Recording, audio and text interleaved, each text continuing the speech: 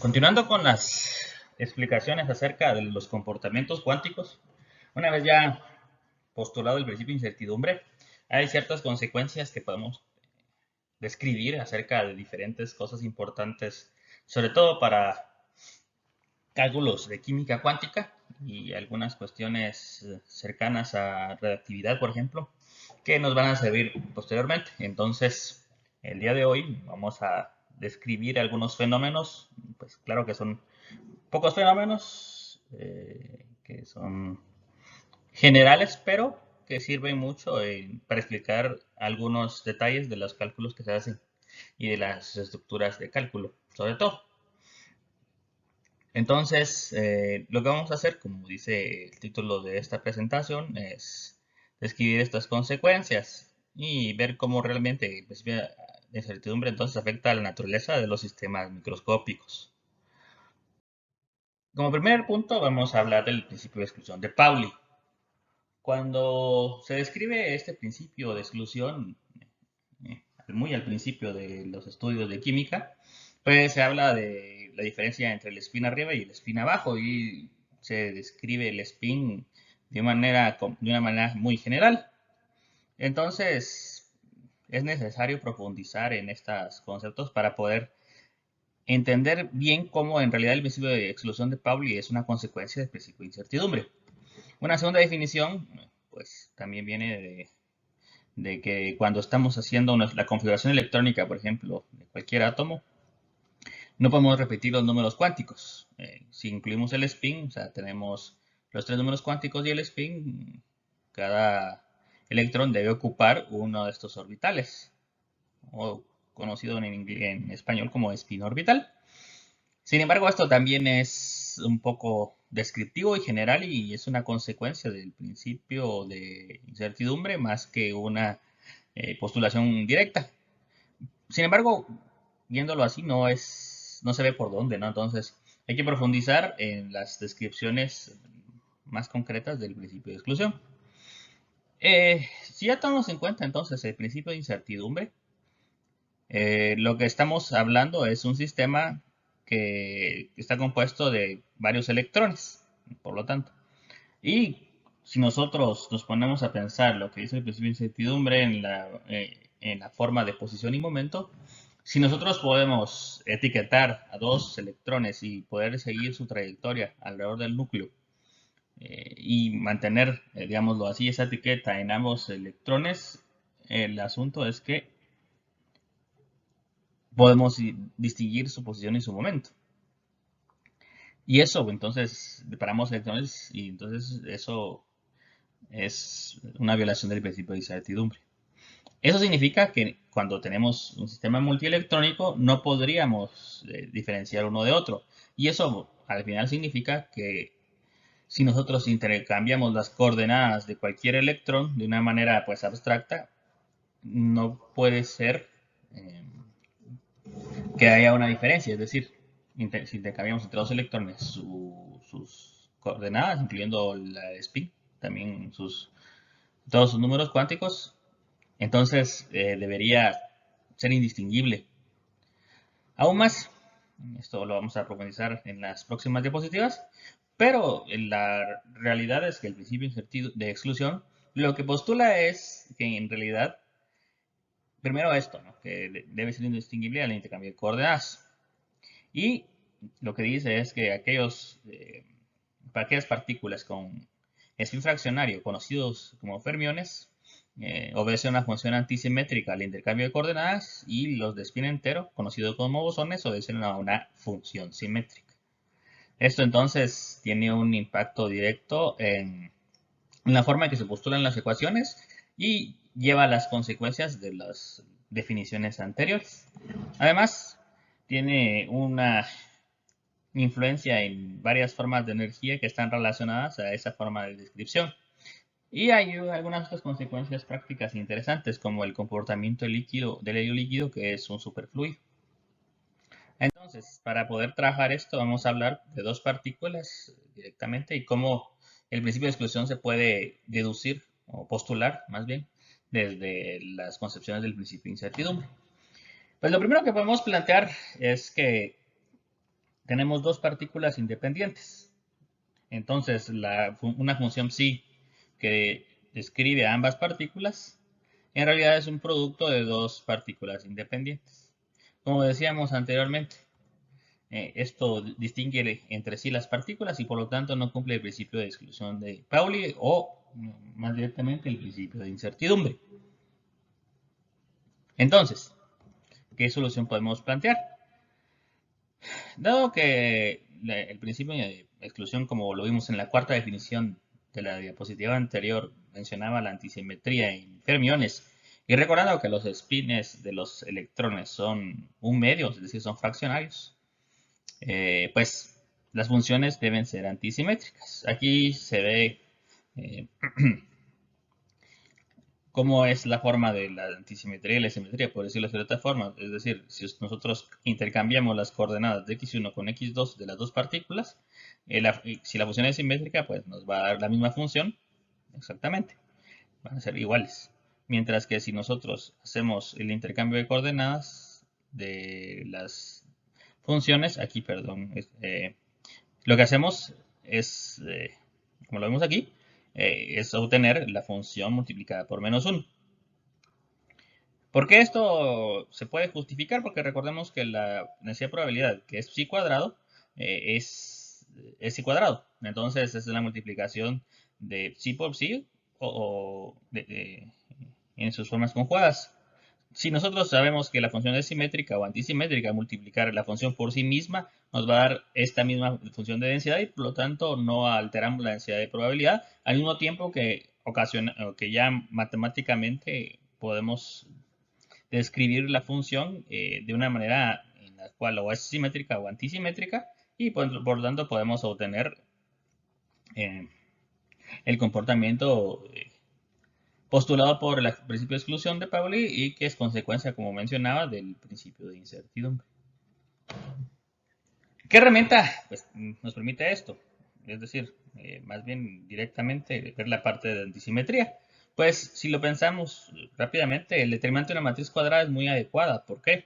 Porque recordemos que si nosotros intercambiamos filas o columnas entre las matrices, entonces podemos intercambiar, se cambia el signo del determinante. Entonces es una forma como estándar, o ya está, es decir, es una sistematización de una forma de funciones que nos puede describir funciones antisimétricas. Y aquí se muestra, por ejemplo, cómo puede ser. Entonces tenemos las partículas 1 y 2 y los estados el estado 1 y el estado 2 en este caso.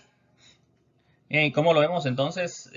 Aquí podemos describir por filas a un electrón y por columnas a un estado. Y por lo tanto, entonces, si sacamos el determinante, que lo veremos en las próximas diapositivas, nos queda de una forma. Pero si intercambiamos una partícula con otra, que es equivalente a intercambiar una fila por la otra, entonces obtenemos el determinante igual a este, solo que multiplicado por menos 1 por los tipos, por las leyes de los determinantes, ¿no? Esto se ve cuando se ve la álgebra de matrices y podemos recordarlo desde esa perspectiva. Entonces, hay una forma estándar, por decirlo así, de hacer esto, denominada determinante de Slater. Se profundizará más detenidamente en la forma descriptiva del determinante de Slater posteriormente, pero por el momento nos interesa pues, conocerlo de un principio. Y es esto, ¿no? Hablábamos entonces que si nosotros tenemos la función psi de dos electrones, entonces tenemos los estados, en este caso podría ser, por ejemplo, el spin, una forma de spin hacia arriba y una forma de spin hacia abajo para el electrón 1 y una forma de spin hacia arriba y una forma de spin hacia abajo del electrón 2. Esto no se reduce solo a ese tipo de estructuras, pero es la más directa que utilizaremos en el curso. Si vemos aquí detenidamente, pues entonces obtenemos esta función al hacer la descripción. Este medio que se multiplica aquí viene de la normalización. No voy a hacer el trabajo, pero significa es de cuando nosotros hacemos la este elevado al cuadrado y hacemos su integral sobre todo el espacio, para que la función nos quede igual a 1, pues tenemos que dividir, o la densidad de probabilidad nos quede igual a 1, pues tenemos que colocar esto en medio aquí. Si vemos entonces qué pasa cuando hacemos el intercambio de coordenadas, es equivalente a que nosotros intercambiemos este con este, como lo vemos aquí, aquí estaba x1 y x2, aquí x2, x1. Entonces, donde antes había x1, ahora es x2, y donde antes era x1, ahora x2. Entonces obtenemos esta forma. Y al al encontrar el mismo determinante, como lo vemos aquí, encontramos una estructura que es idéntica, solo que multiplicada por -1, y por lo tanto lo que obtenemos es una función antisimétrica. Y por lo tanto podemos construir una función de onda antisimétrica que cumple con el principio de exclusión de Pauli y el principio de incertidumbre de esta forma, y que ya no está en contradicción con el principio de incertidumbre. Consecuencias de esto. Pues la consecuencia más directa es algo que se conoce como el agujero de Fermi, y que es justamente las otras formas de postulación del principio. ¿Qué consiste entonces en qué? En que si nosotros tenemos dos fermiones con el mismo estado cuántico, como sucede aquí, la función de onda se convierte en cero. Esto también se ve rápidamente sin necesidad de hacer la parte algebraica de la ecuación, porque recordemos que si dos filas o dos columnas de una matriz cuadrada son iguales, el determinante es cero. Entonces, ¿qué significa eso? Que la densidad de probabilidad de cuando estamos hablando de los fermiones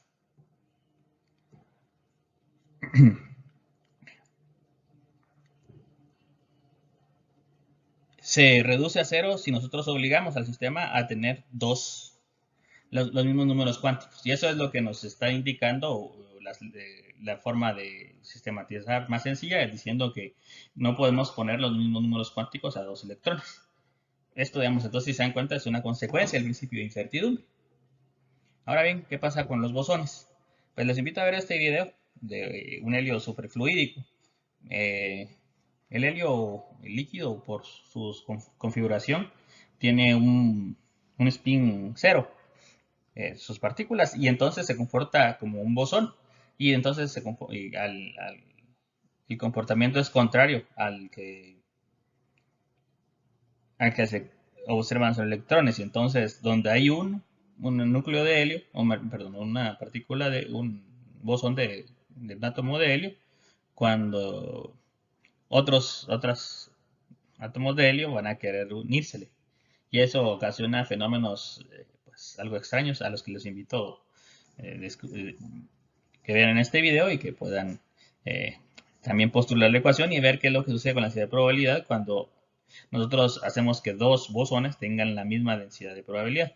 En este caso no se calcula como determinante, pero en lugar de tener aquí la resta, lo que se hace es una suma. Muy bien, entonces el primer efecto que ya hemos visto es que el principio de incertidumbre lleva al principio de exclusión de Pauli en la forma de antisimetría de las fermiones, y que la postulación determinante del Leiter nos lleva a la consecuencia directa de la postulación del agujero de Fermi. Muy bien, otro efecto que vamos a ver el día de hoy es el conocido como efecto túnel. Vamos a ver varios casos descritos en esta presentación, también de manera sencilla. La primera es, vamos a ver un túnel infinito de potencial. Es la partícula de una caja que se estudia en los cursos iniciales de donde se ve los principios cuánticos. Luego veremos un túnel infinito de potencial en el cual la barrera pues no es una barrera que es infinita, pero normalmente se postula para estos ejercicios como una barrera superior a la energía dentro del pozo. Entonces estaría clásicamente prohibido que se saliera de esta partícula del pozo. Sin embargo, vamos a ver que hay una cierta cantidad de probabilidad de que se encuentre fuera.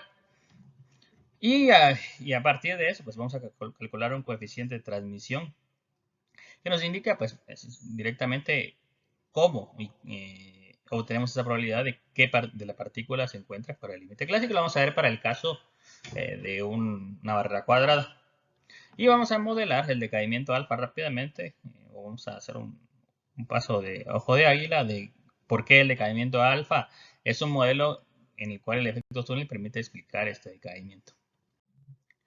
Entonces, para iniciar, La partícula en una caja de potencial infinito tiene esta forma. Nosotros tenemos una partícula que se encuentra en un potencial, en un campo de energía potencial igual a cero. Y fuera de ese campo de energía potencial igual a cero, pues tenemos un potencial infinito. En otras palabras, este potencial crece hasta el infinito en ambos lados y aquí es cero. Entonces la partícula básicamente está restringida al espacio interno. Recordando la ecuación de onda, entonces, si hacemos el análisis donde el potencial es infinito, utilizando la ecuación de Schrödinger, obtenemos esta estructura y al hacer la solución, simplemente haciendo límite cuando la energía potencial tiende al infinito, vemos que la función de onda se hace igual a cero y por lo tanto la partícula no puede existir fuera de la caja en un potencial de este tipo. Ahora bien, hay varias cosas que hay que mencionar. Primero, como decía, no existe fuera de la caja en la función de onda y por lo tanto no hay probabilidad de encontrar la partícula. Y sobre todo, es importante pensar que en realidad este tipo de sistemas no existe. Normalmente, pues sí pueden haber potenciales muy grandes, pero infinitos, pues realmente no existen como tal. Veamos entonces el caso en el cual la caja potencial. Veamos entonces, perdón, la deducción de la solución. Para el sector en el cual estamos mencionando que está dentro de la caja y por lo tanto la energía potencial es igual a cero. Si vemos esta ecuación, al reducirse esta parte a cero, es una segunda derivada de una función que da la misma función multiplicada por una constante y por lo tanto podemos hacer una deducción o una solución de la misma utilizando eh, el método de coeficientes constantes para resolver ecuaciones diferenciales. El polinomio característico que surge es este y por lo tanto la solución que obtenemos es esta. Ya puesto en la forma de función, pues es la combinación de las soluciones, de ambas soluciones de la función de onda. Y como aquí vemos que teníamos el imaginario, pues debemos recordar que este tendría que salir acá. Aquí hay que quitar el signo negativo de adentro. Recordando entonces la ecuación de Euler para los imaginarios, la identidad de Euler, podemos cambiar la estructura de formas exponenciales a formas trigonométricas. Y una vez que hemos hecho este cambio, pues obtenemos esta estructura de esta forma y podemos reducir la ecuación a este sistema. Recordando entonces que por condiciones de frontera y recordando que la función de onda no existe fuera de la caja, si ponemos el origen al principio de la caja y el límite en L, la función tiene que hacerse cero en las esquinas. Y al hacer esa restricción de frontera, pues entonces no podemos bajo esta estructura poner el coseno como una solución. Entonces A es cero y nos queda solo la parte de B, que sería esta de aquí. Si hacemos la condición para cuando psi es igual a L, obtenemos esta forma que es eh, la reducción de este término y haciendo el seno inverso y encontrando la estructura, podemos encontrar cuál es el valor primero de E, despejarlo a partir de acá, y luego al sustituir este valor dentro de las soluciones, podemos encontrar que podemos modificar el ángulo a n pi x sobre L. Se les invita a los que aquellos que estén viendo este video a hacer esta parte algebraica de aquí. Luego, por condiciones de normalización, acordándonos que la función de densidad electrónica, que sería el psi por psi conjugado, que en este caso, como no tenemos imaginario, podemos hacerlo como psi al cuadrado y elevar esto al cuadrado. Y toda la integral en todo el espacio, que en este caso, como solo existen dentro de la caja es de 0 a L, nos da igual a 1. Porque el 100% de la probabilidad está dentro de esa densidad. Entonces esto nos permite obtener el valor de B y postular que la solución de la ecuación de onda para el problema de la partícula en una caja es esta de que tenemos aquí. Consecuencias de esto. Los estados y la energía están cuantizados. recordemos entonces, digamos, es un seno de n pi x, los valores de n son enteros y por lo tanto tienen comportamiento discreto y el valor está cuantizado, que al ser un valor de energía. Entonces las soluciones del sistema pues son aquellas que justamente cumplan con la descripción de esto. Entonces, por ejemplo, aquí vemos que aquí tenemos cuando n es igual a 1, entonces el valor seno de medio ciclo del seno. Aquí un ciclo completo, aquí ciclo y medio, por ejemplo, aquí 2 ciclos.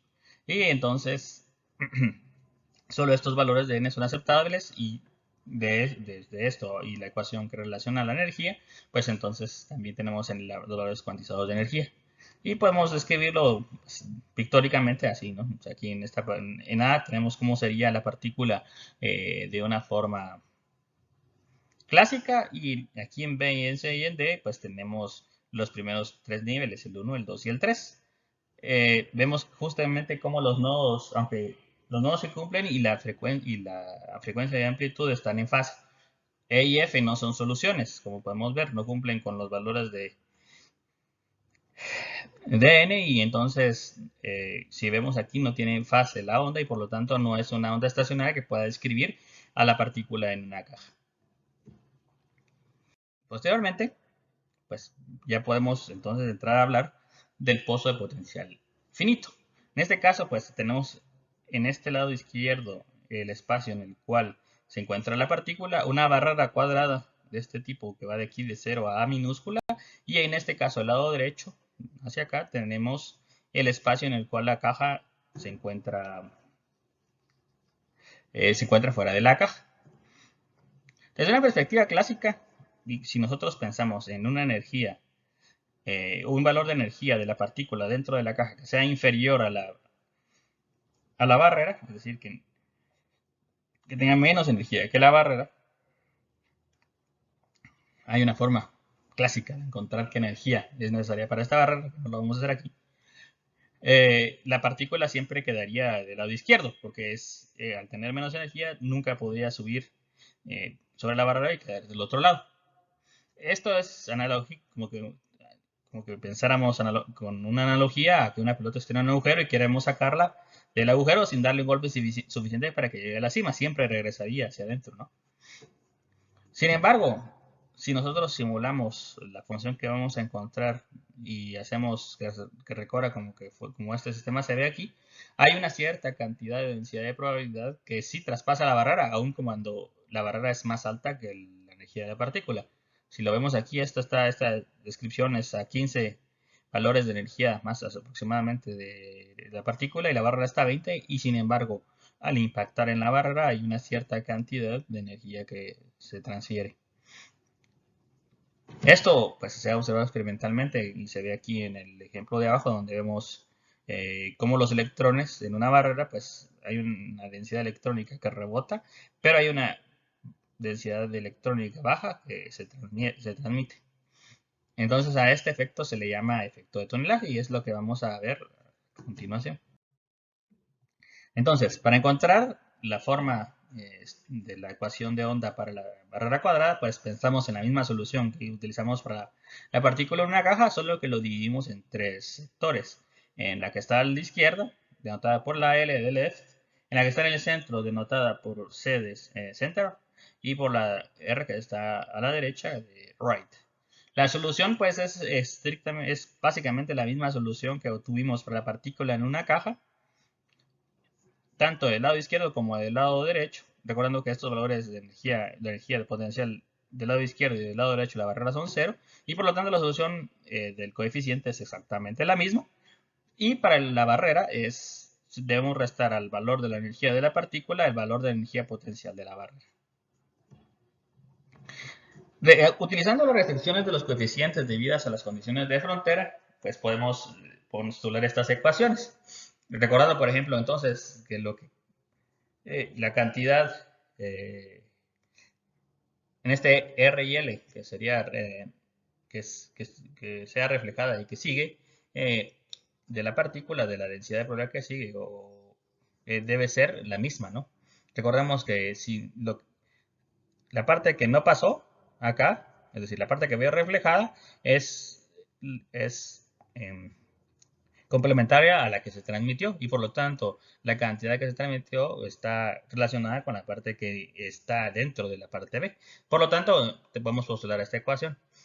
Usando conceptos similares, pues vamos viendo que en cada sección podemos ir postulando una ecuación que se relaciona de la misma manera por la forma en que está estructurada la función. Aquí recordando nada más que la A minúscula, entonces es el ancho de la barrera. Si hacemos, encontramos la transmisión de la onda, es decir, la cantidad de la probabilidad de que se transmite, encontramos esta ecuación para una forma general. Les invito a hacer la solución de la ecuación otra vez y encontrar o analizar la solución de la ecuación desde esa perspectiva de manera numérica y algebraica directamente y a obtener esta forma. Y si pensamos cuando la energía del sistema es menor a la energía potencial, esto es el valor de este valor de transmisión, el valor, su valor absoluto al cuadrado, de otra forma dicho, la norma al cuadrado, nos encontramos con esta forma. Que vemos que entonces al final depende del valor de A, que es del ancho de la barrera, y del valor de B sub 0, que es el valor de alto de la barrera. Sin embargo, este valor no se hace cero. Y esto es una cosa importante porque si no se hace cero significa que hay una densidad de probabilidad que atraviesa la barrera y sale de ahí. Este es un modelo mucho más real con respecto a los otros modelos que hemos estado discutiendo y es lo que sucede en naturaleza. Por tanto, ¿y eso qué significa? Que aunque nosotros tengamos una barrera que sea más alta que la energía de una partícula, tenemos cierta densidad de probabilidad que va a ir saliendo. Evidentemente, la densidad de probabilidad de que se encuentre fuera es menor es cada vez menor entre más alta y más ancha sea la barrera, pero no se hace cero, sino que se reduce exponencialmente conforme va avanzando dentro de la barrera.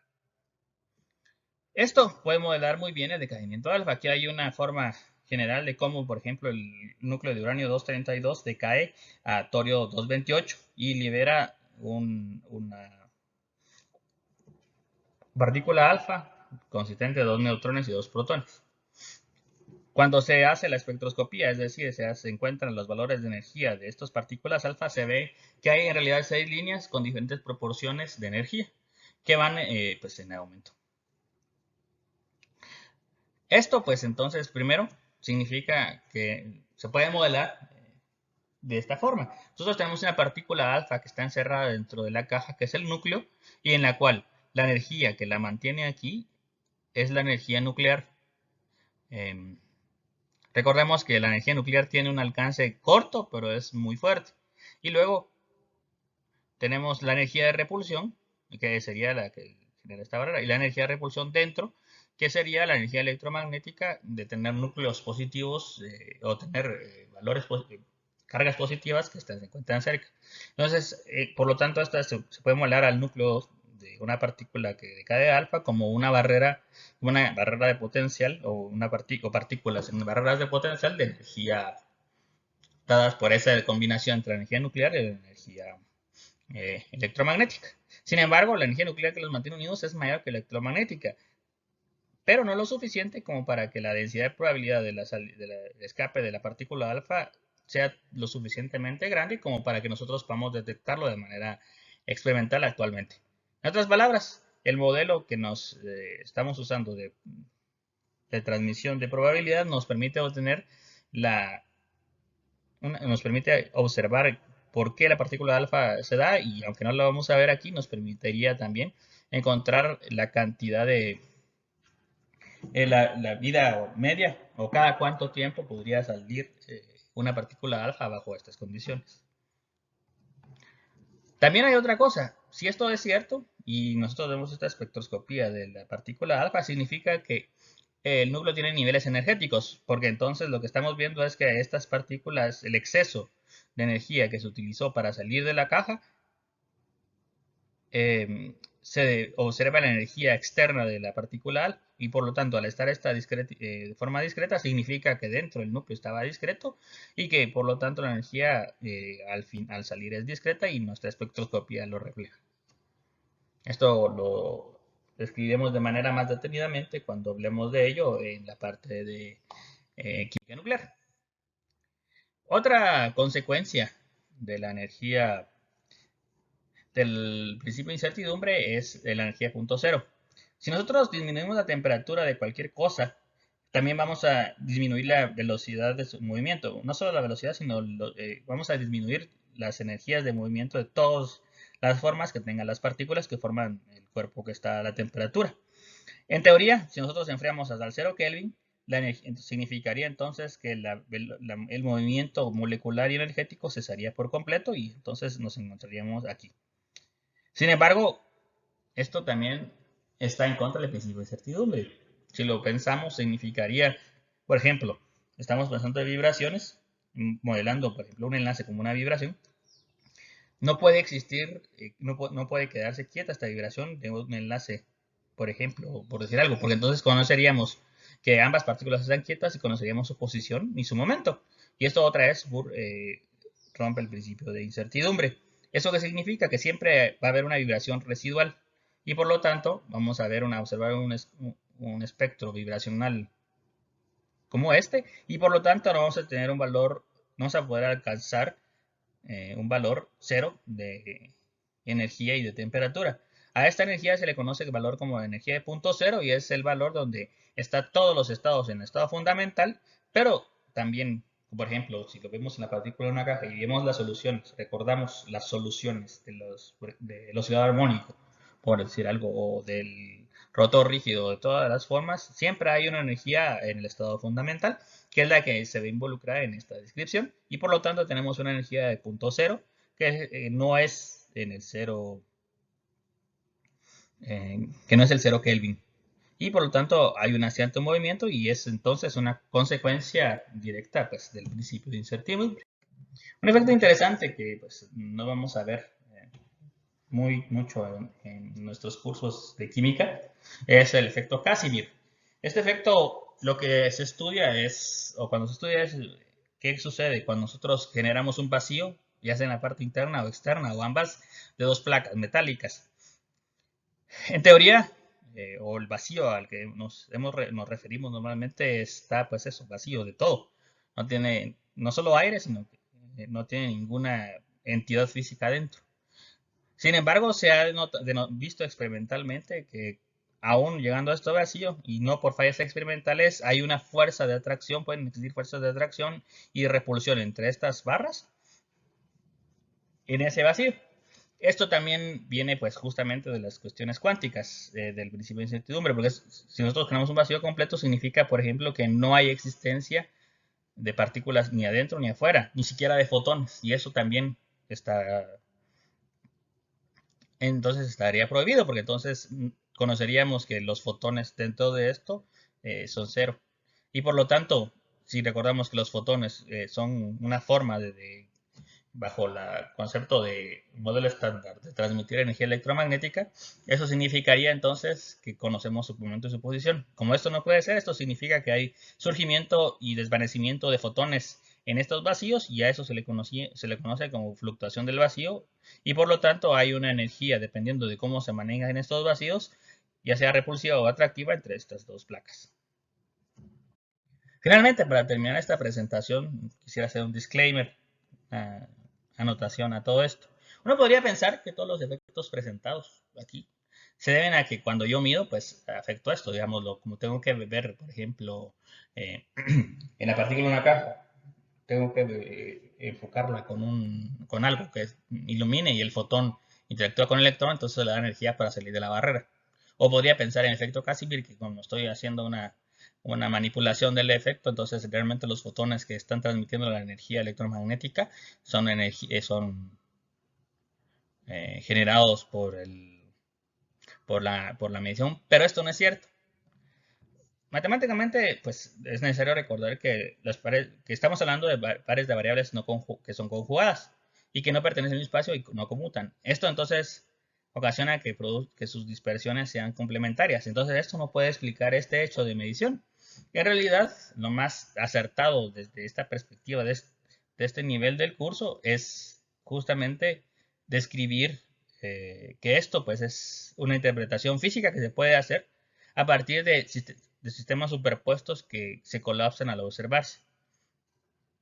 En otras palabras, el principio de incertidumbre simplemente lo que está, más bien estos efectos cuánticos, no es que nosotros le demos energía, simplemente esos sistemas existen y debido a nuestra intervención colapsan. Y esos colapsos, pues, debido a la naturaleza eh, ondulatoria del comportamiento de la mecánica cuántica, pues permite que existan este tipo de comportamientos. En una posterior presentación, pues se analizará un poquito más esta parte de los sistemas superpuestos, sobre todo desde la perspectiva de la notación de Dirac para el Braille y qué efectos tiene sobre las matemáticas que se utilizan.